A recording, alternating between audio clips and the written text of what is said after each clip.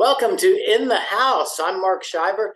Excited today because joining me is Representative Matthew Winslow. He represents District 7 of Franklin and Granville counties. And Representative Winslow, welcome to In the House. Mark, good morning. Thank you so much for having me. Oh, well, it's exciting. I've been looking forward to talking to you. I have to confess, to people that are listening and watching, I was privileged to see you at one of the Republican club meetings out in the Wake County recently, and I was really impressed. You fielded a lot of questions. People seemed to really enjoy your presentation and your conversation about what was going on in your district. So I said, I got to get him on the show here, and I appreciate you making time this morning. Speaking of time, that's not something you've had much of lately, is it?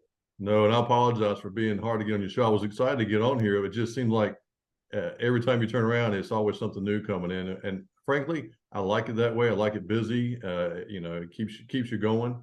And so I appreciate you blocking the time out so we can get together today. Oh, good. My pleasure. Now, I've been down here for a while at the General Assembly, and one of the things that I've noticed is that every session kind of takes on its own personality, and I've mentioned this before to others, is this one is speed. We're going to get in here, we're going to get it done, and we're going to get out. And I've never seen anything like it. Now, to you as a legislator, how do you like that? I mean, is it okay to be going at warp speed? I'm okay with it. Yeah, I say yes and no. You really have to be paying attention, and that's the key part. Is I've got really good help and part of my team to really keep me updated on what's going on. And if not, I mean, you'll be surprised about how quickly things move. Last session we were here for 15 months, 16 months, Yeah. And now we try to have it done by July, which is typically when we're supposed to have it done. I'll say the difference between the House starting the budget and the Senate starting the budget, I personally like the House starting the budget. I mean, the Senate starting it first, and then it gives us time to work on some other things in between. So I'm thankful I got to start on most of my stuff before we ever started session. So I was prepared early, ready to go, and not trying to work on it when all the nonpartisan staff are trying to create and draw up bills. Yeah. Well, in your life outside of the legislature, you're in business, and so you understand deadlines and being prepared. Yeah. So that comes in handy for you, I'm sure. Absolutely. Speaking of being prepared, wanted to chat with you about this. Won't be controversial like abortion or budgets or any of that stuff, but this is something that is very important in our state.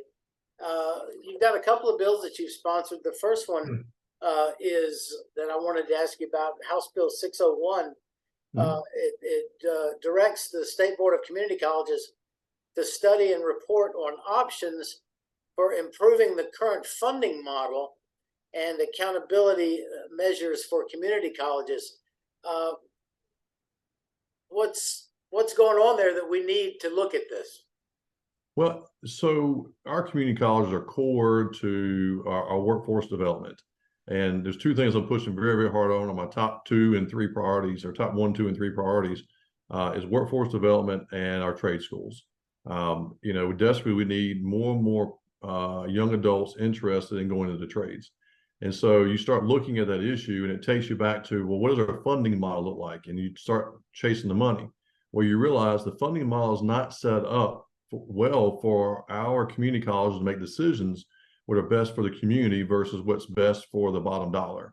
And it's nothing that one person did or anything changed. It's just slowly over time, you start making changes in the system, and you find out, how did we get here?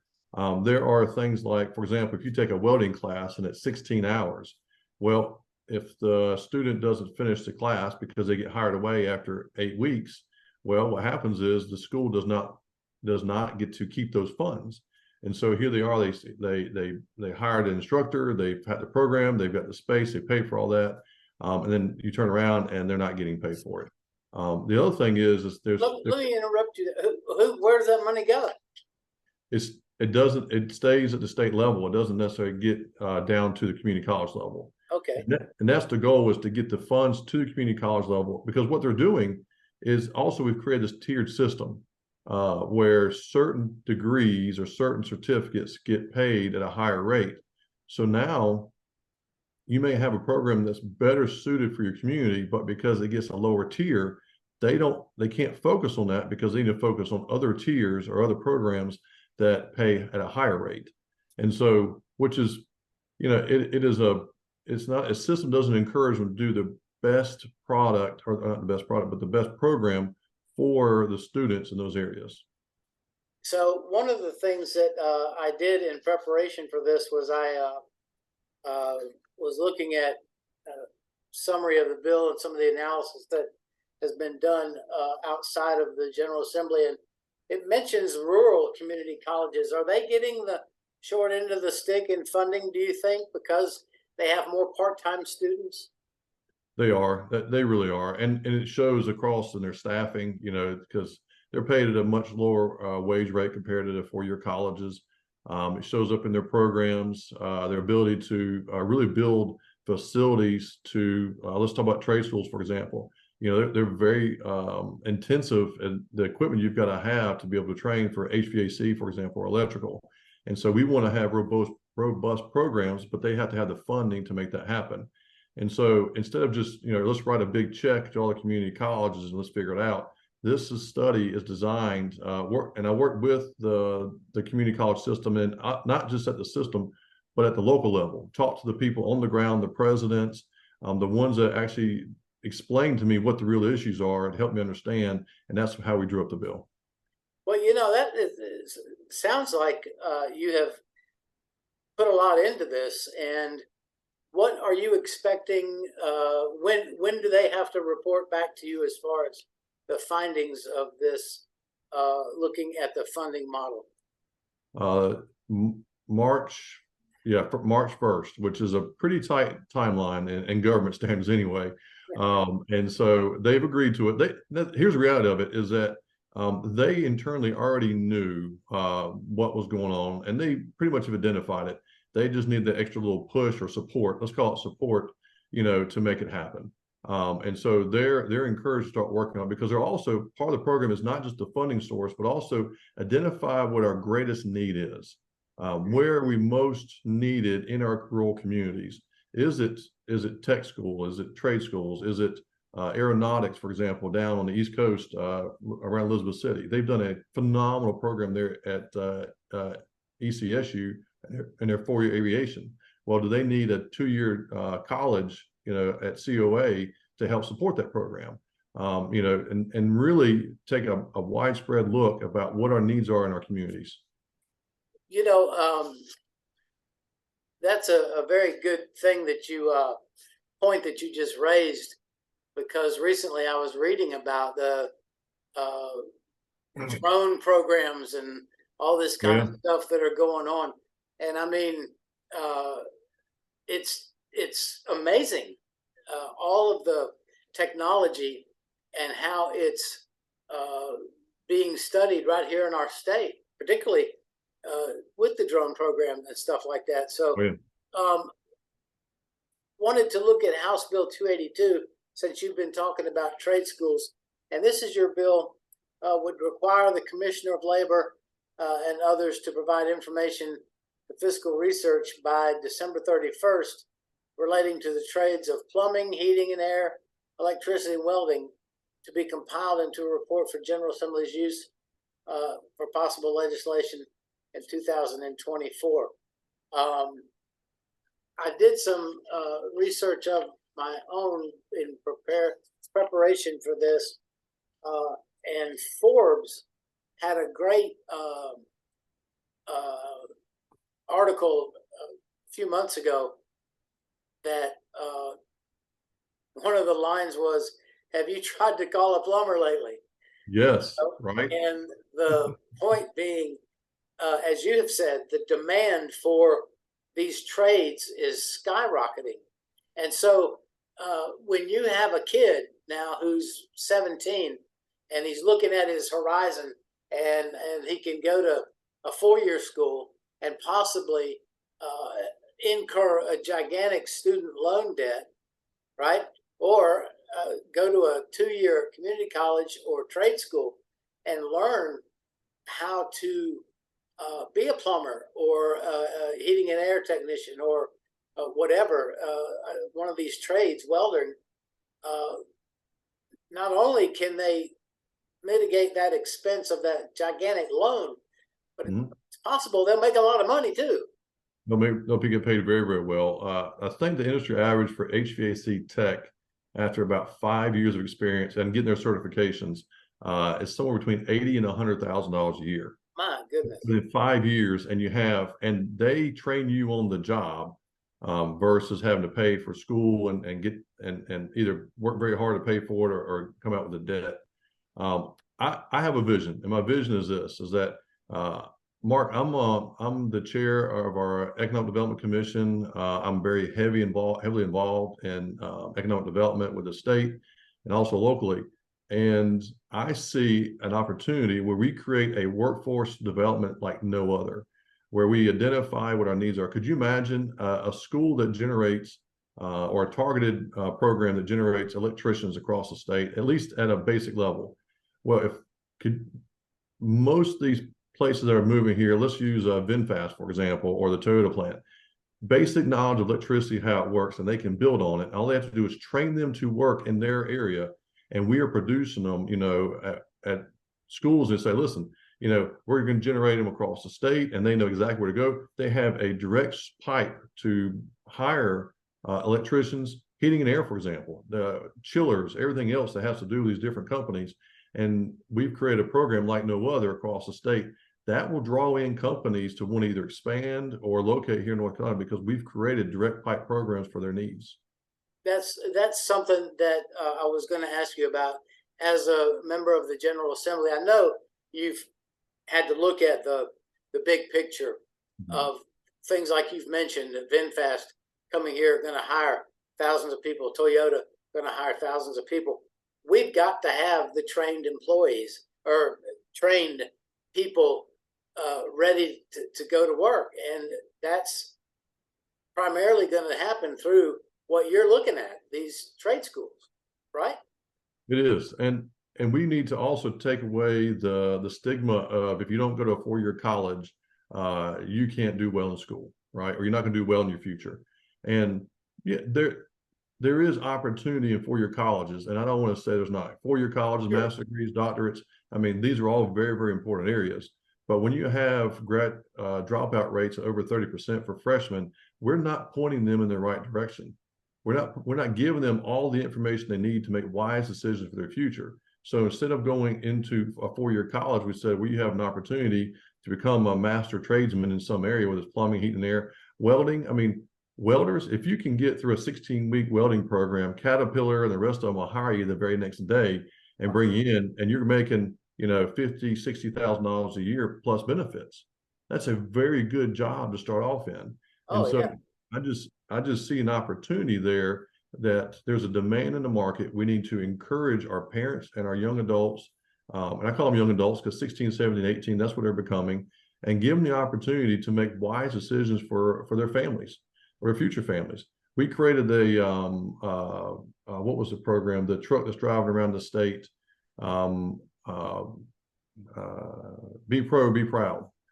So I was a sponsor on that bill, and the goal is to go around to middle school and high schools. We've got 2 of those trucks on the road, and to show what we have available as far as jobs and what you get paid if you go into areas of trades. That's exciting because I think it'll open some people's eyes that, for example, I'll give you just an example, not related to those trades in particular, but I read recently that a nurse from a 2-year program, community college, is making more than someone who went to a 4-year school. The opportunities are just, they're there. Nursing, dental technicians, hygienists, welders, as you said, heating and air, plumbing, electricians. It goes on. And so people you know, they have to get over this stigma that I got to go to a 4-year college or something's wrong. I mean, there's a Well, lot of money to be made in doing these things that help people. but let's look at your average cost difference. You can go to a 2-year college, and I'm pretty sure on the numbers. It surprised me every time I say it. I feel like I got to double check it. But you can get a 2-year degree from community college for $7,000. Wow. Versus the average is between 25 and 65, depending on where you go. In North Carolina, the average per year to go to college. Good That's a grief. big difference. Now, I don't want to diminish the fact that we've got our opportunity schools that they're $500 a semester. You've got we added Fayetteville, you've got ECSU, you got Western Carolina, and Pembroke, I believe, also. Right. And the General Assembly has done a fantastic job long before we ever got there investing in these schools, so that if you want to go to a 4-year school where it's affordable, you've got those avenues. It's Sure. just that's not the area that I'm focusing on. I just really think that we have one of the best community college systems in the country, and that we need to invest in them and really help them grow and do well in our communities. Let me ask you a question. This is kind of a, I don't know, rhetorical, hypothetical, but we've been talking about economic development and big companies that are coming here and going to be hiring North Carolina citizens. At what point, or have you and other members of the General Assembly, have you put on your binoculars and looked down the horizon and said, we've got some real infrastructure needs. It's nice to say, come on to our state and hire 5,000 people, but suddenly you're going to have a road at some point. You're going to have water and sewer. So are y'all looking at that? And is there like a choke point where, well, we better back off, or are we making those infrastructure changes as we need to be able to keep attracting good economic development? I would say yes. I would say that we have some very talented people in the General Assembly. I know most people say, "Oh, politicians." All that I'll tell you, as a new member in my first session, I was very surprised at the level of information and the level of professionalism that we have in the General Assembly. And they're looking into the future, and they're looking at things like what are our water and sewer needs and our roads, and their frustration is just like my frustration is. I want to make a decision today as a business owner, and I want to see results the next day. Right. Government's much more difficult. It's bigger. There's lots of change you have to make, and especially when you change course.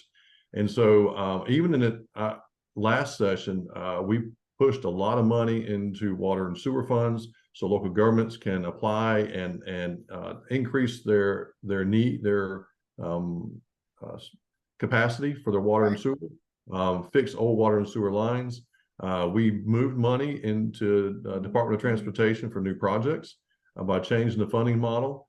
And then the House and the Senate both, and our budgets have looked at increasing the funding model for new projects, especially with inflation costs. We don't want our projects to fall behind. And so they've taken a very serious look at how do we prepare for the future, and also make sure that our old systems are kept up to date. Well, that's important because North Carolina is leading the way. We keep getting, recognized as the #1 state to do business, the #1 state for economic development. And that's really cool to be at the top, knowing that it's the decisions that folks like yourself have made to manage our state's finances in a prudent manner, to cut taxes in a prudent manner, to save money. One of the things y'all did that I thought was amazing was put aside money for inflation to be used for projects that might have incurred more expense because of inflation. So you guys are thinking about the future, and you're doing a great job. I want to tell you that because as a citizen, I appreciate what y'all are doing. I really do. I'm thankful I get to be a part of it. We have some very good people that are looking after our citizens here in North Carolina. Well, you're one of them, and Thank you. I appreciate your time this morning, and Representative Matthew Winslow, keep up the good work. I know your constituents are glad to have you, and I, for one, am glad to have you as well. So thank you for joining me here on In the House, and I look forward to getting you back on in the future. Yes, sir. Thank you, Mark, and I appreciate your time. All right.